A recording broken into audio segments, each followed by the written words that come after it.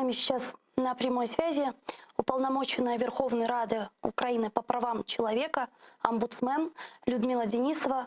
Пані Людмила, вітаємо вас. Селям алейкум. Доброго вечера. Доброго вечера. Как вы сегодня оцениваете все то, что произошло на территории временно оккупированного полуострова за последние несколько дней? На ваш взгляд, осознает ли сегодня материковая часть Украины, что в Крыму произошел, наверное, один из самых болезненных ударов за последние 7 лет? В частности, задержание Наримана Джеляла, который на материковой части Украины и в мире был голосом крымских татар, а в Криму был голосом України. Ви знаєте, сьогодні мій ранок почався з телефонного дзвінка з Офісу президента. Запитував, що Володимир Олександрович Зеленський цікавиться тим, що всі можливі заходи, формальні і неформальні, ми зробили для того, щоб підтримати саме кримських татар, які якраз потрапили в в'язниці в 3-4 вересня. Ви знаєте, я думаю, що ми всі не все зробили. Безумовно, ми не можемо, ні президент, ні я, ні ми піти туди і визволяти наших кримчан, наших кримських татар, наших громадян України від неволі.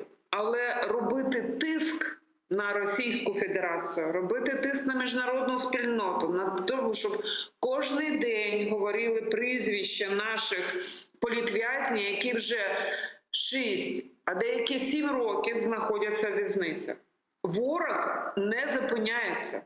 Цей агресор, він говорить, що він сильний, і він може будь-кого заарештувати, катувати. Тут я згодна зі своїми колегами, своїми земляками, з кримчанами про те, що можна зробити було з нашими хлопцями Азізом і Асаном Ахтемовим, що вони відмовились від адвокатів, від своїх захисників. Угу. Я думаю, що вони, безумовно, піддаються питкам, катуванням. Їх, ми ж спочатку взагалі не знали, де вони знаходяться, да? Тільки після того там з'ясували, коли вже допустили до них захисників, адвокатів, що вони вже дізналися, що нібито все з ними добре. Але не може бути добре в цих в'язницях, в яких знаходяться зараз наші громадяни і в Криму, і в Російській Федерації, і в окупованих районах Донецької і Луганської областей. Я теж особисто знаю Наримана Джеляла. Це мужня людина, це дійсно ні перед чим не зупинялася перед тим, щоб говорити, хто саме є ворог, і як він бачить, щоб захистити і Крим, і громадян, і визволити всіх тих, хто знаходиться в неволі. Будемо робити все можливе і неможливе для того, щоб все ж таки знову мір, світ побачив, що хто є агресором і що він не зупиняється ні перед чим. А запущены ли уже по линии омбудсмена сигналы для наших международных партнеров, послов и так далее, чтобы государство имело возможность подтолкнуть или требовать от наших партнеров внедрения или ужесточения санкционного давления в отношении России? Расскажите, пожалуйста, об этом подробнее, какие уже механизмы запущены. Перш за все, ми звернулись до Москалькової, це уповноваженої з прав людини Російської Федерації. Угу. Але я розумію, що у неї можливості обмежені, вона не може посприяти тому, щоб завершилось це свавілля, яке зараз відбувається в Автономній Республіці Крим, яка зараз тимчасово окупована, але я до неї звертаюся, щоб вона виконала свою гуманітарну місію. Щоб умови утримання зараз були належні, щоб не було питок. Якщо потрібно нашим громадянам надати медичну допомогу, це потрібно зробити. Це перш за все оце. Потім ми всю інформацію, яку сьогодні отримали, і вже з прийнятими рішеннями, що вже троє наших громадян заарештовані, будуть 60 діб знаходитись в слідчому ізоляторі міста Сімферополь, ми всю інформацію і про 4 арештованих, які будуть знаходитись в ІТТ Київського району міста Сімферополя, передамо Верховному комісару ООН з прав людини Мішель Бачелет. Тобто ми проінформуємо і, безумовно, зараз будемо розсилати всім дипломатичним представництвам уже кінцеву інформацію, яку ми отримали про ці рішення так званого Київського суду міста Сімферополь. Пани Людмила, вот все же, на ваш взгляд, каких санкций, точечных, системных, персональных, секторальных мы можем ожидать против оккупантов в Крыму и против Кремля? Потому что складывается сегодня такое впечатление, что кроме информационной поддержки мы ничего не можем сделать. И складывается такое ощущение, что дело спасения утопающих, дело рук самих утопающих. На что нам сегодня рассчитывать?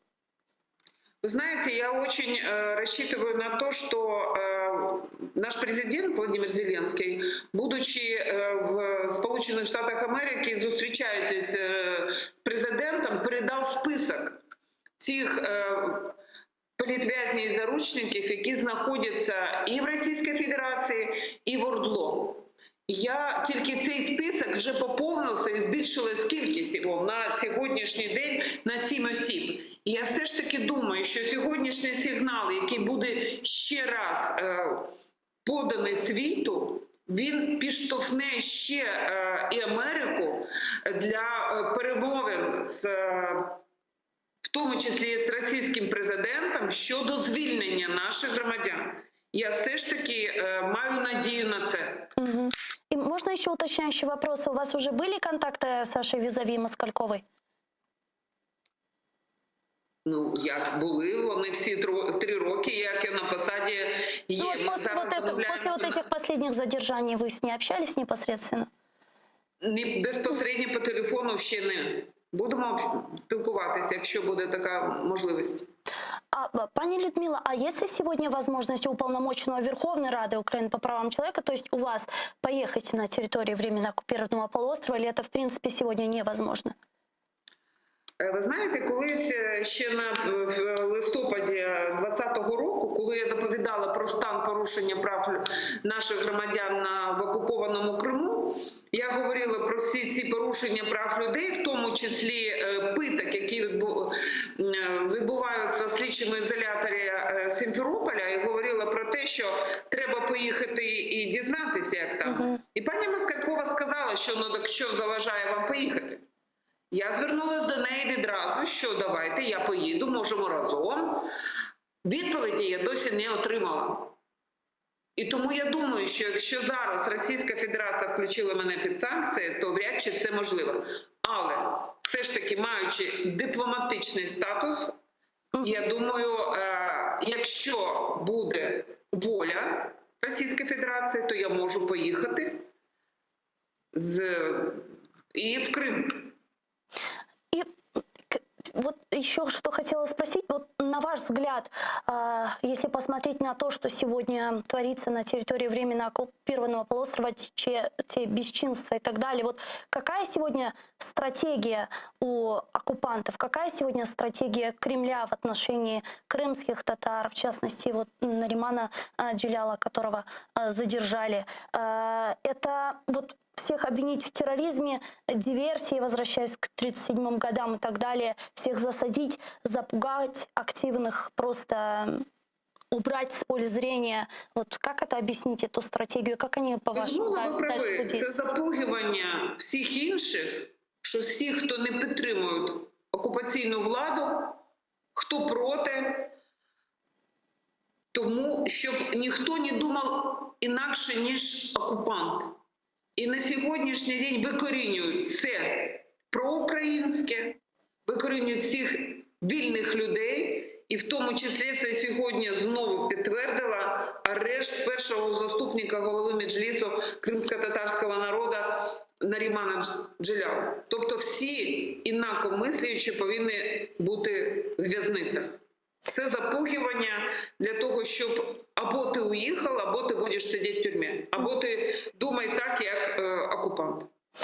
Уже очень много оценок в этой студии прозвучало на протяжении последних 2-3 дней. И все же хотела у вас также спросить, связываете ли вы эту новую волну репрессий в Крыму с проведением инаугурационного саммита «Крымская платформа»? По оценкам многих он действительно прошел успешно. И говорят, что оккупанты сейчас мстят. Они обещали, если вы помните заявление Захаровой, мстить тем, кто принимал участие на саммите «Крымская платформа». А на ней непосредственно принимал участие и Нариман Джелялов. Можно ли это назвать местью оккупантов? Я думаю, що так можна назвати місцем. Тобто людина виїхала на територію, яка контролюється Україною, розповідала про те, що вона має свою громадянську позицію, вона говорить те, що відбувається в Криму. Звісно, за мовою окупанта така людина може бути покарана і обов'язково буде покарана. Дякую вам дуже, пані Людмила. Дякуємо вам за працю і за те, що ви включились к нам в ефір, нашли время. Людмила Денисова, уполномоченная Верховной Рады Украины по правам человека, омбудсмен, была с нами на прямой связи.